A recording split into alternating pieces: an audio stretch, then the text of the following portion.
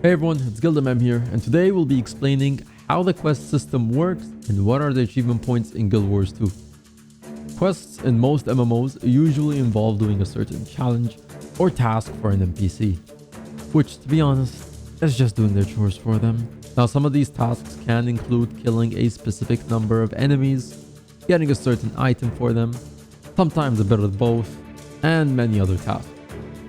Once a quest is done, NPCs will usually give you a reward, which almost always includes XP, maybe a weapon if they aren't stingy, and last and most insulting reward, they become a vendor and offer to sell you stuff like as if it's a privilege. Now, in Guild Wars 2, quests work a little differently, and they're referred to as hearts. Hearts can be seen on your minimap and world map when you zoom in on a specific region. Each map has a certain number of hearts on it, which means those are the number of quests available in that map. When you approach an NPC with a heart icon, you can talk to them and find out what they need you to do. You'll have a variety of tasks or challenges to do in the area, and you can choose to do whichever ones you want to progress your quest.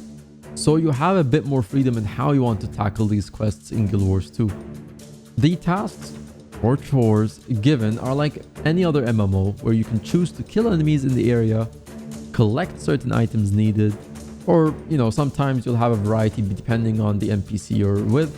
Some of them may ask you to burn supplies down for some of these enemy mobs, or stop vandalizing rocks by removing the graffiti on them. You get the idea. There's just some variety in how you want to tackle these quests. You can look at what you need to do for each heart by checking the pop-up that appears on the top right of your screen. This also shows your heart's progress. Doing the tasks in the area will fill up the bar until you complete the heart.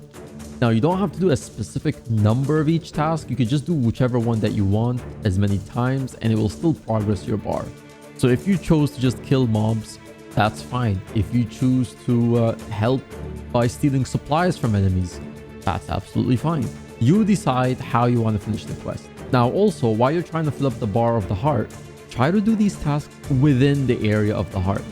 If you go a bit further than the required area, the heart pop-up will disappear, and so your progress will stop until you come back into the area.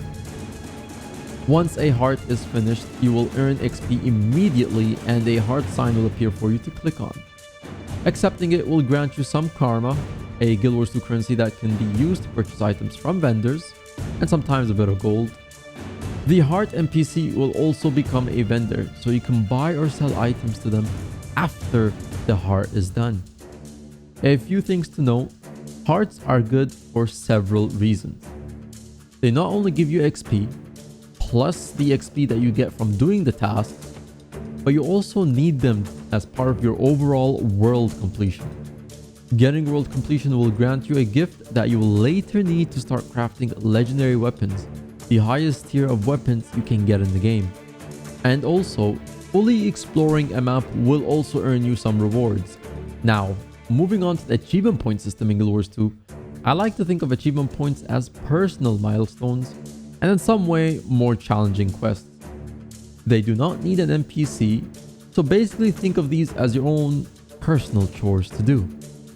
To check on all the achievement points you can possibly get in the game, you can open your Heroes panel tab, which is done by pressing H, or you can go to the top left menu bar and check it from there.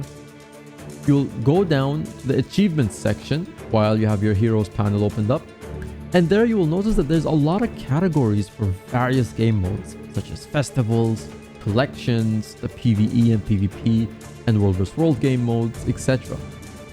Many of these achievement points will be completed by simply playing the game, experiencing the different game modes, going for certain items, or completing festival tasks whenever they return every year. There is a ton of points to go for, ranging from collecting every equipment skin item in the game, to killing a specific mob several times. There's just so much to work on, so take this as more of a long-term project that you might work towards at the endgame phase of your playthrough. Now, some people are pretty much achievement hunters, so I'm sure for them this would mean something. This is something for them to grind on, and then it is more personal depending on how much you want to get into it. Some people might only do it for specific achievements. Some people want to do it for all of them. You just consider whichever chores you really want to do. You'll unlock most achievement points as you play the game, as there's just so many that are tied to major points in the game. To the story mode, to the major world boss events, again, the 3 game modes, and much more. It would just be too much to list in the video. So you get the point. Now, the few AP I would really prioritize to do every single day are the daily achievement points, which are changed every daily reset that occurs in the game, and that happens at either 11 p.m.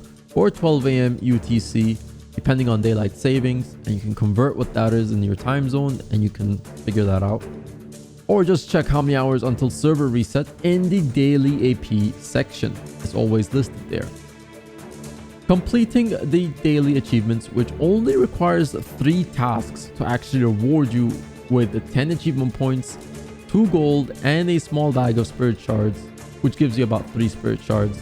Spirit shards are also a currency that you need for various items in the game. If you need to learn how to use them, I have a guide on how to make money on those linked below. You can also gain reward chests specific to the type of tasks you choose to do. You can continue doing them for more chests even after finishing the daily completionist. But you will not gain the rewards of the daily completionist if you complete another 3 or 6 more tasks. It's only for the first 3 tasks that you do. So just pick whichever are the easiest tasks to do every day and do them, and then just continue doing them if you want to get more rewards. And that's pretty much the quest system in Guild Wars 2, which are called hearts, which you now know. And of course, the AP system as well. So all there is left to do is get out there and get those chores done.